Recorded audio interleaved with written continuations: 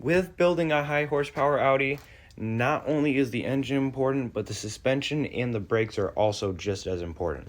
As you can see, my brakes aren't in the best condition, and I do just have the stock shocks. So I do plan on going with coilovers and upgrading the calipers, so I gotta take these off, so let's get these off. Really, the main thing holding these on right now are all these wires and the brake lines, so I gotta take these off, and then we'll be able to get this caliper off, so... Boom, got those off, and then now let's get this caliper off. Boom. Oh wait, hold up, I'm gonna need two hands for this one. And boom, brake rotor and caliper out at the same time. If you guys ever want to do this yourselves, all you have to do is take out those two back bolts that hold on the caliper bracket, and then keep the caliper intact, and you just have to take out the one locking screw most cars have for their brake rotor, and boom, it's out. Now we're gonna take off this hub from the shock, and then we'll take off the shock from this tower. So let's get this off. Boom. And that's the knuckle and wheel bearing out.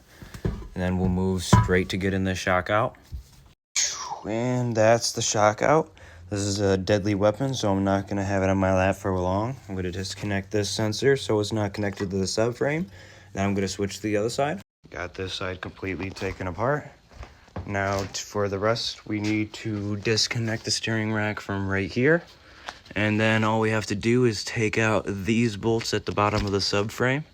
And then that should be it. We shouldn't have to take out these ones because these are holding the steering rack to the subframe itself. And we're taking the steering rack with it. So let's get this out. So we disconnected the steering rack from the steering column right there. We disconnected those 4 bolts, and I can't lie. There was supposed to be an exhaust hanger that was still holding it, but I quite literally did drop the subframe, if I'm honest, yeah.